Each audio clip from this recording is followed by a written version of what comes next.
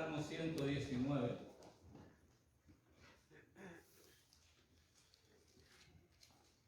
Y los versículos 33 y 34.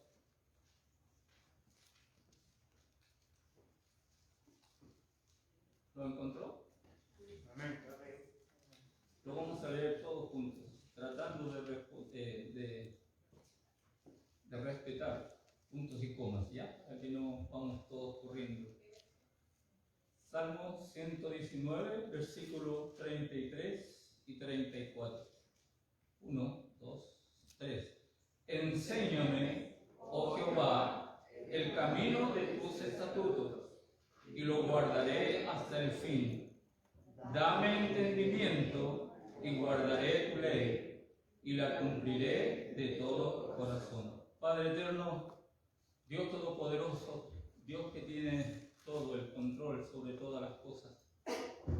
Tú eres un Dios omnipotente, Señor mío, y tú estás controlando cada acción y cada actitud y cada cosa, Señor, que sucede en este lugar como en este mundo. Te imploramos ahora, Señor, como tu palabra nos dice, danos el entendimiento. Señor, danos la visión espiritual para entender lo que tú quieres decirnos en esta mañana o en esta tarde. Usa, Señor, tu palabra, que tu Espíritu Santo sea claro, preciso a cada corazón, y que este hombre calle, no sea él el que habla, sino seas tú, llevando palabras de vida como tú lo quieres. Y si en esta mañana en medio nuestro hay un amigo, una amiga, una persona que le digo amigo porque tal vez no ha hecho una decisión por ti, tal vez no ha tomado la decisión más importante de su vida, que esta mañana ponga atención, Señor, a tu palabra para que ella sea la que hable a su vida. Te damos gracias porque tu presencia estará con nosotros. En Cristo Jesús. Amén. Pueden tomar asiento. Gracias. La carta a Filemón realmente a mí me sorprendió mucho pensando de que qué voy a decir o qué va a decir el pastor cuando él comenzó con su enseñanza, siendo un capítulo, ya en una de las cartas más cortas ya se ha dicho eso, pero lo repito. Entonces yo también pensaba, el pastor me dio los últimos versículos 17 al 25 y ¿qué voy a decir? Cuando aparecen muchos nombres, aparecen muchas cosas pero el Señor siempre tiene algo que decirnos. Amén. Y si Él puso esto en su palabra es porque algo tiene que decirnos. Y por eso, hermanos y amigos, les pido, les ruego, como el apóstol mismo lo decía a Filemón, les ruego que pongan atención a lo que Dios quiere decirnos hoy. El tema central, si queremos llamarlo de alguna manera, es la reconciliación o es el perdón. Pero eso comienza en la carta de Colosenses. ¿Qué tiene que ver Colosenses con Filemón? Tiene mucho que ver, porque según la historia y según los estudiosos, el pastor de la iglesia de Colosas era el que vamos nosotros a tratar acá en Filemón. Filemón era el pastor de la iglesia, dice que era el pastor de la iglesia de Colosas. Y Onésimo, que es el otro personaje que vamos a hablar en esta mañana, era esclavo de Filemón en esa iglesia de Colosas. Y en la iglesia de Colosas el tema de la carta a Colosenses es la reconciliación a través del poder de Cristo y la vida centrada en la cruz. Eso es lo que se extiende a lo largo del libro de Colosenses. Y lo extraordinario es que Filemón es la práctica, es lo que se vive en la realidad, es practicar las enseñanzas que se dan en ese libro de Colosas o de Colosenses. Ya la reconciliación a través del poder de Cristo y la vida centrada en la cruz se extiende a lo largo de ese libro y la reconciliación se pone en práctica en el libro de Filemón de una manera muy real. Pablo le pide a Filemón que perdone a Onésimo, su esclavo, que le ha perjudicado directamente. A ambos les pide algo, hermanos, que es muy difícil. Y yo aquí voy a hacer un paréntesis, yo no sé si esto va a ser, no importa. Ya el Señor puso en mi corazón y no tengo otra cosa que decirle, así que lo voy a decir. Primero que quiero decirles es leerle un informe médico. ¿Qué tiene que ver? Bueno, me va a entender. Le voy a leer un informe médico que dice lo siguiente: los sentimientos de rencor y odio de una persona enferma no solo pueden ser destructivos para su salud espiritual, sino también para su bienestar físico. La falta de perdón es clasificado en los libros médicos como una enfermedad que crea un estado de ansiedad crónica y retrasa la recuperación llegando hasta la muerte. Negarse a perdonar hace que la gente siga enferma y los mantiene de esa manera. Sostiene un estudio del doctor Steven Stanley, no sé cuánto, así, jefe de cirugía en el cáncer de tratamiento, Centro del Cáncer de Tratamiento de América, según publica una revista. Con esto en mente, la terapia del perdón está siendo utilizado para ayudar a tratar enfermedades como el cáncer. Es importante para el tratamiento de heridas o trastornos emocionales porque pueden obstaculizar las reacciones a los tratamientos, incluso la voluntad de alguien para seguir el tratamiento, explicó Stan Difford, este doctor. De todos los pacientes con cáncer, mire hermano, qué impresionante, a mí me impresiona, yo no sé a usted, pero de todos los pacientes con cáncer, el 61% de ellos tienen problemas para perdonar. Y de ellos, más de la mitad son graves, de acuerdo con la investigación por el doctor Michael, un pastor y el autor del libro El Proyecto del Perdón.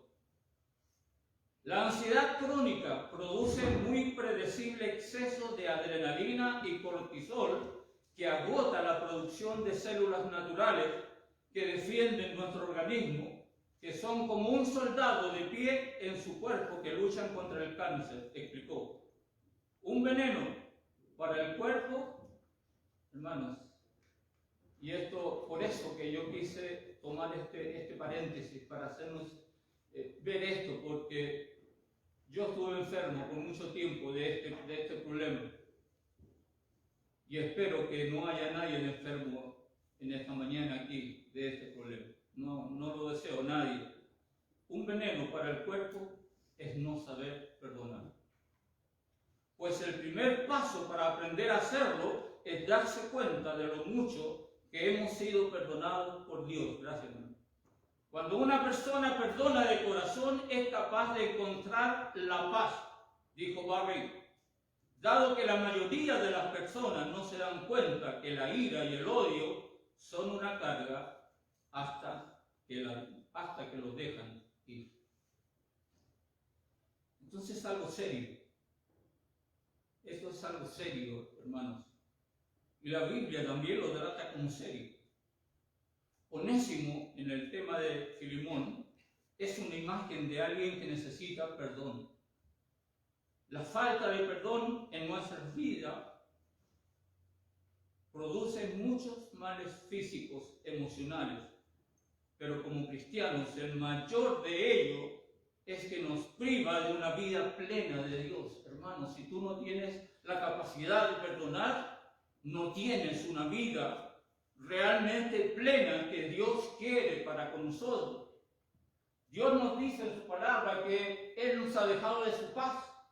Él nos ha dado de su paz no como el mundo la da, pero si tú no tienes que perdonar en tu vida, no vas a tener esa paz que Dios te ofrece. No puedes ejercerla en tu vida mientras tienes en tu corazón enojo, rencor, envidia, porque la natural respuesta a una falta que nos hacen para no perdonar, la natural respuesta es venganza. Es querer ver a la otra persona hundida, peor que uno. La falta de perdón, en lugar de promover una vida recta, justa, se empeora, termina en una vida llena de amargura, como nos dice Hebreos 12, 14, 15. Seguid la paz con todos, dice aquí el autor de Hebreos. Seguid la paz con todos y la santidad, sin la cual nadie verá al Señor. Mirad bien, no sea que alguno deje de alcanzar la gracia de Dios, que brotando alguna raíz de amargura os estorbe, y por ella muchos sean contaminados. En 2 Corintios 2, 5 al 11, la falta de perdón nos dice que es el camino para desviarse de Dios. Es el camino para olvidarse de quién es Dios en su vida. Hermanos míos, la falta de perdón es serio. Es serio en la vida secular como es serio en la vida de una iglesia. Es serio en la vida de un cristiano. Por eso quiero llamar su atención en esta mañana. Porque además como cristiano, el perdonar no es una opción. No es, voy a ver, o decir por boca simplemente de ahí afuera diciendo te perdono, pero por detrás dijo jamás olvido. No es así. La vida del cristiano, el perdonar a otro no es optativo, es una orden.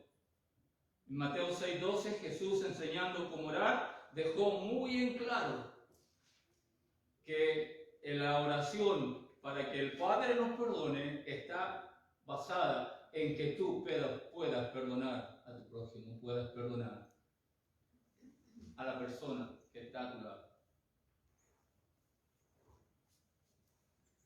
En Mateo 18, 21 al 35, perdonar a quien nos hace mal, es parte de nuestro agradecimiento al perdón de Dios, hermano mío, que se basa en su amor incondicional y en su gracia, dice Mateo 18, 21 al 22. Entonces se le acercó Pedro y le dijo: Señor, ¿cuántas veces perdonaré a mi hermano que peque contra mí? ¿Hasta 7? Jesús le dijo: no te digo hasta 7, sino aún hasta 70 veces 7. El pastor lo utilizó el domingo pasado. Sí, no importa. Dios te manda a perdonar, nos manda a perdonar. El mandato de Dios, si le amamos a Él, es también amar a nuestro prójimo. Y ese amor a nuestro prójimo significa perdón. Colosenses 3, 12 al 15, vestidos pues como escogidos de Dios, santos, amados, de entrañable misericordia, de benignidad, de humildad, de mansedumbre, de paciencia, soportando unos a otros y perdonando unos a otros. Si alguno tuviere queja contra otro, de la manera que Cristo os perdonó, así también hacedlo vosotros. Hermanos, mira a tu lado, a tu alrededor, atrás. ¿Tienes algo contra ese que está a tu lado, que está a tu otro lado, que está atrás, que está adelante? ¿Tienes algo contra alguien?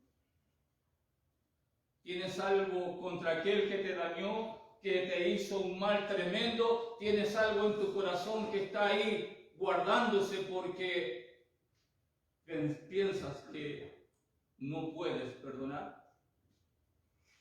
Si no puedes perdonar, no puedes tener la paz de Dios en ti. No puedes tener a Dios obrando en tu vida. Porque si amas a Dios, dices amar a Dios, y no amas a tu prójimo, y no tienes la capacidad para que a esa persona puedas perdonarle por lo que hizo, entonces, ¿cómo puedes decir amar a Dios? El perdonar es una demostración convincente, hermano, de que Dios nos ha perdonado, de que Dios está en nuestra vida, porque Dios perdonó a nuestro pecado, a nuestra iniquidad.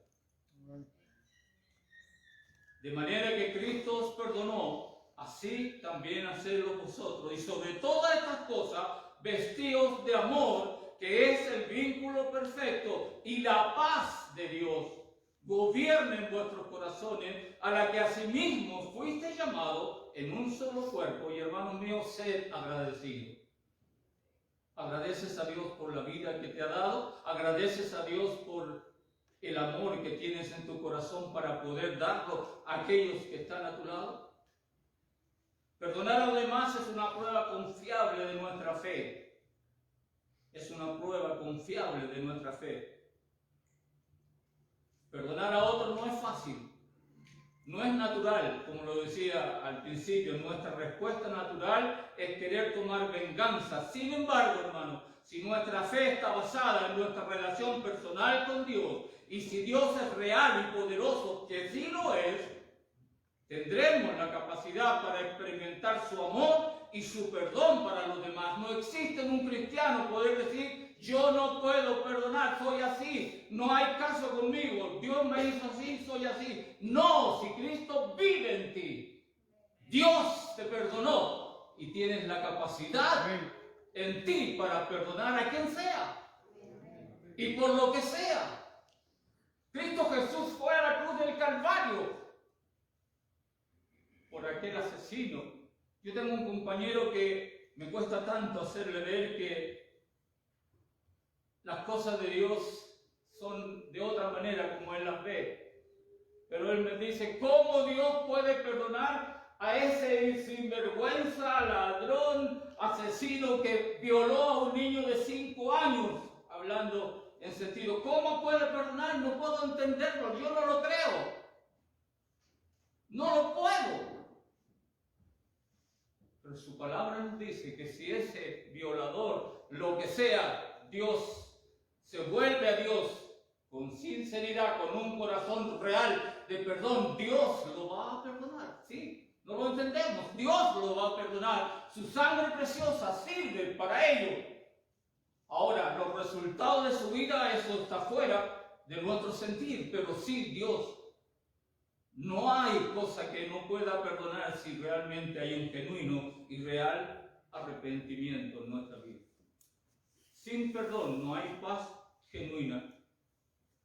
Sin perdón no hay paz genuina. Onésimo, volviendo a Filemón. Onésimo necesitaba el perdón de su amo. Pablo lo envió a Filemón, a quien le había perjudicado. Onésimo era su esclavo y escapó.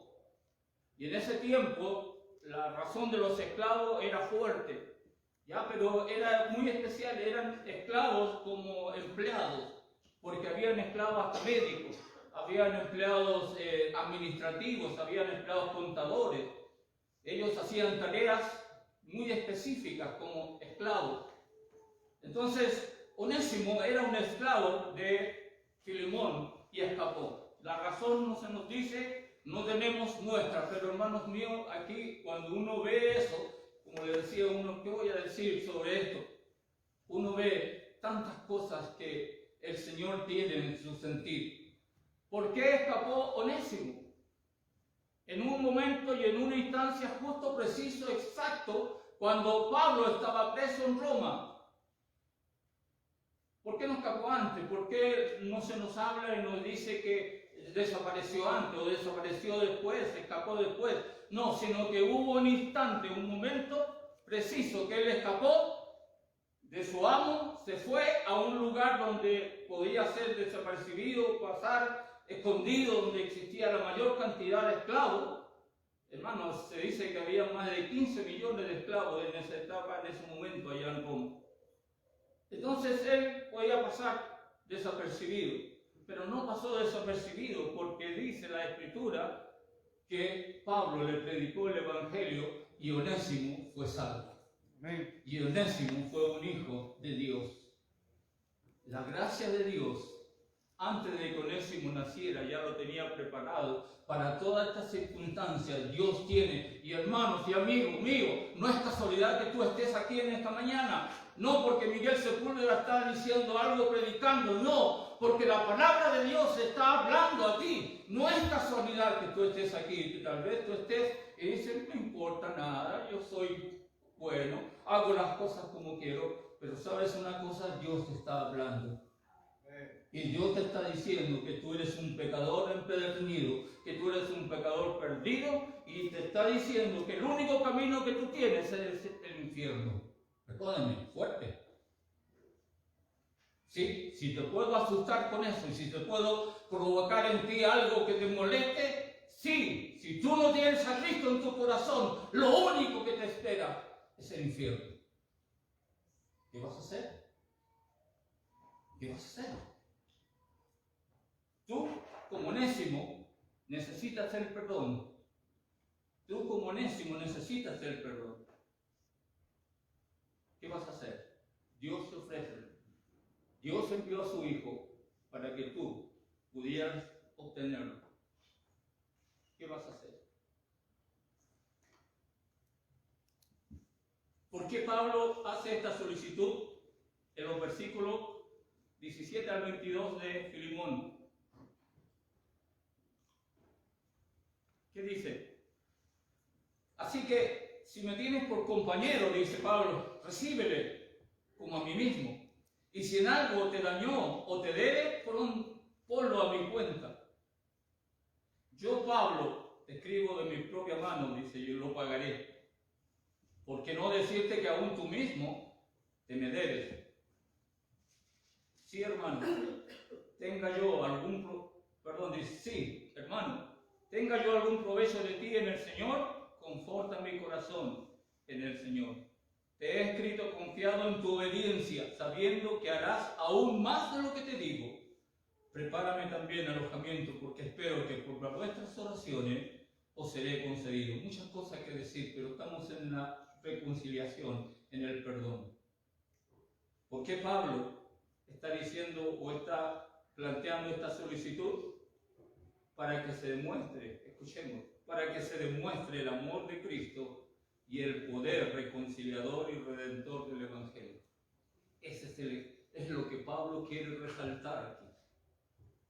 Observa, Pablo le ruega a Filemón que Onésimo se había convertido a Cristo, era un cristiano, por lo que Pablo se identifica estrechamente con él. En el versículo 10, tomando un poco lo que el pastor había enseñado, dice en el versículo 10, estrechamente con él, es mi hijo, dijo. En el versículo 16, hermano amado mayormente para mí. En el versículo 17, y le pide, recíbele como que me recibirías a mí. Y en el versículo 18, aún ofrece pagar las deudas de Onésimo. Pablo entra en el mundo, en la vida de Onésimo, y se identifica con él y su prueba. Desde esta posición, Pablo ruega a Filemón, no por el bien de Onésimo, sino por el bien de él mismo. Qué imagen, hermanos, más extraordinaria de lo que Cristo ha hecho por nosotros. Cuando nos unimos a Él se identifica con nosotros y le ruega al Padre en nuestro lugar. Pablo simplemente está siguiendo el ejemplo de Cristo al buscar la reconciliación entre dos creyentes. Cristo Jesús vino para reconciliarnos con el Padre, porque estábamos irremisiblemente perdidos y separados de Él. Y Pablo es eso lo que está resaltando. Segunda de Corintios 5, versículo 17 al 20 dice, de modo que si alguno está en Cristo, nueva criatura es. Las cosas viejas pasaron, he aquí todas son hechas nuevas. Y todo esto proviene de Dios, quien nos reconcilió. ¿De dónde proviene? Dios. De Dios, quien nos reconcilió consigo mismo. ¿Por qué?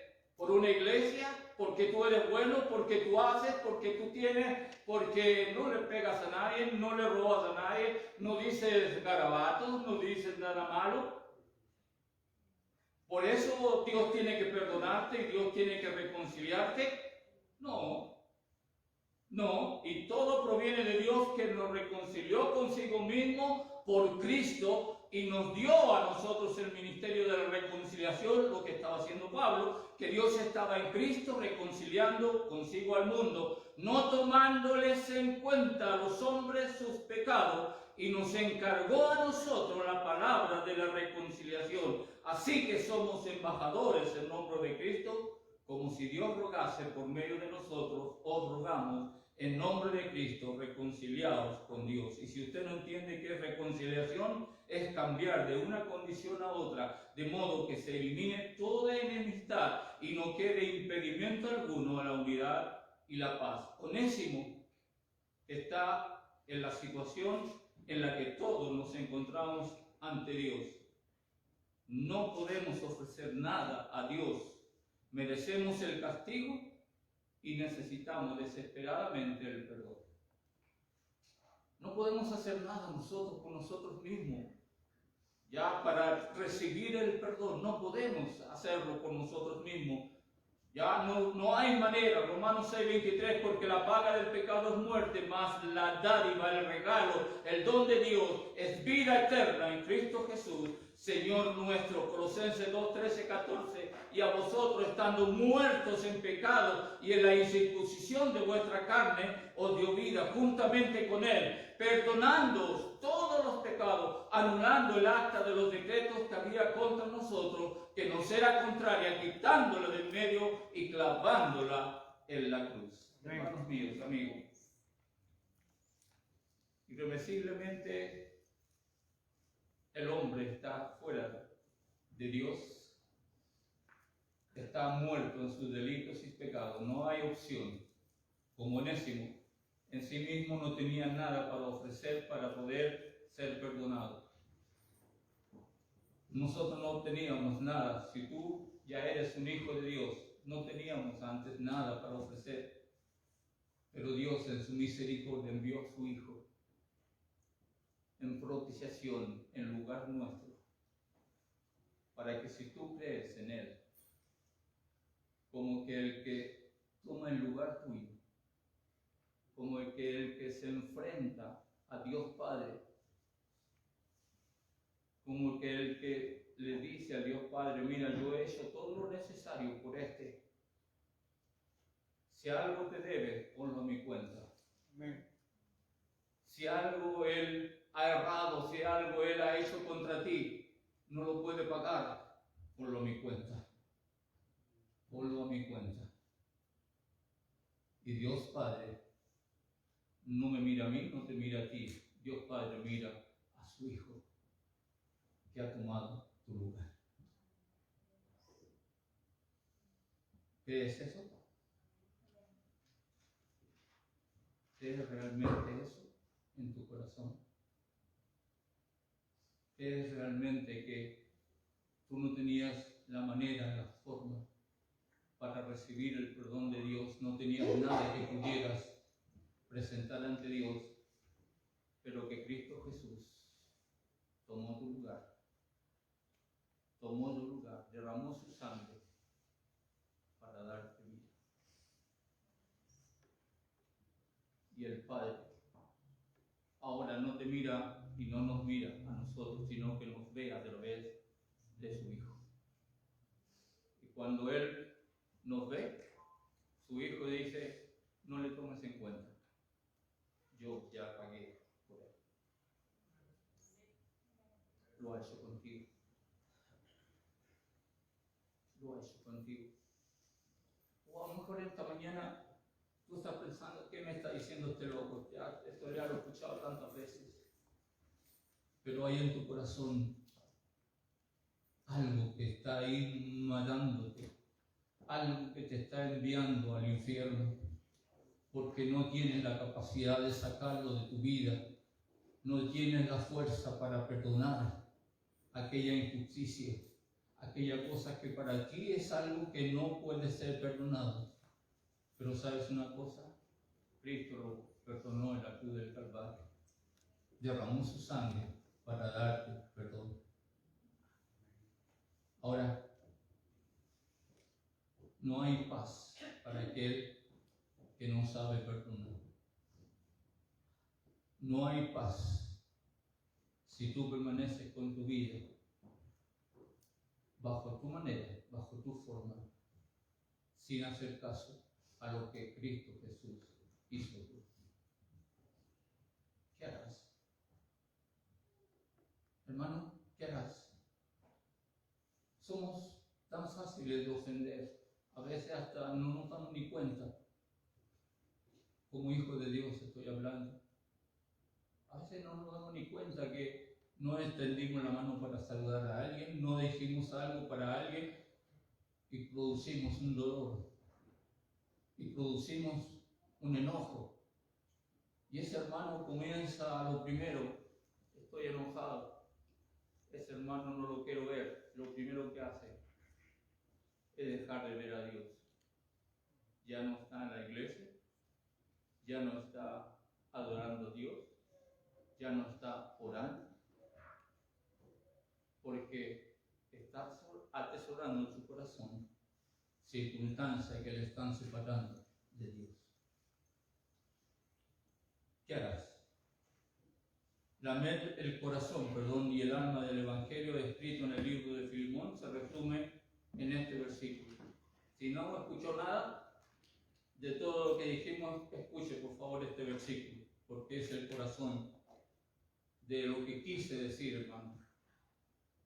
Efesios 4:32. Antes sed benignos unos con otros, misericordiosos, perdonando unos a otros, como Dios también os perdonó a vosotros en Cristo.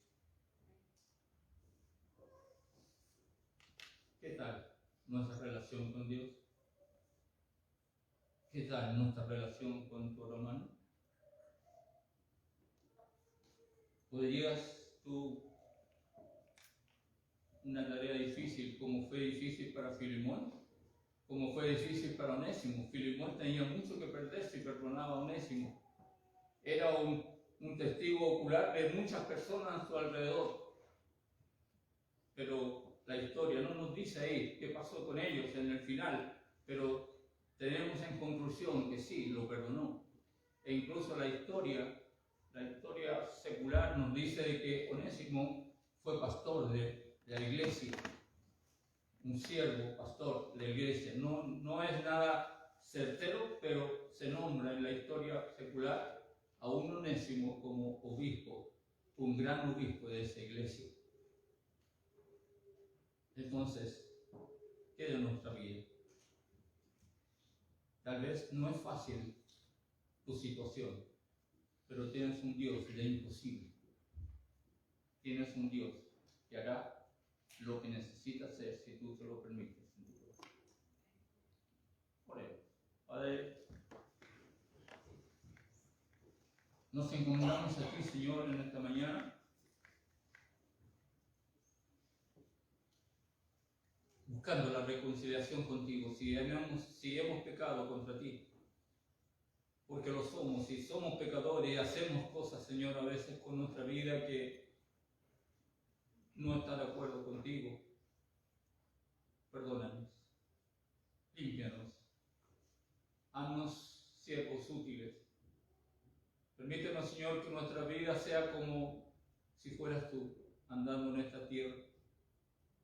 Permítenos amar a nuestros compañeros de trabajo cuando son difíciles. Permítenos amar a nuestro patrón, a nuestro que nos tiene allá, Señor, y que a veces es difícil. Perdona nuestra falta de sentir, Señor mío, el amor tuyo hacia todas esas personas.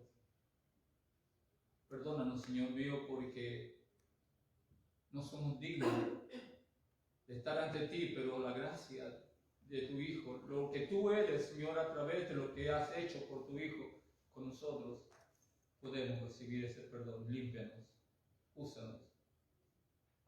Y si en esta mañana, Señor, un amigo, una amiga, alguien llegó y no está reconciliado contigo, que entienda, Señor mío, que no hay otro fin en su vida si no arregla esa situación contigo, poniendo la confianza en tu Hijo, Cristo Jesús, en la obra que Él hizo, en el reemplazo, Señor, del castigo por ello. Se haga tu voluntad. La gloria sea para ti. Y realmente, Señor, lo que tú vas a producir en nuestros corazones sea, Señor, para darte honra y gloria.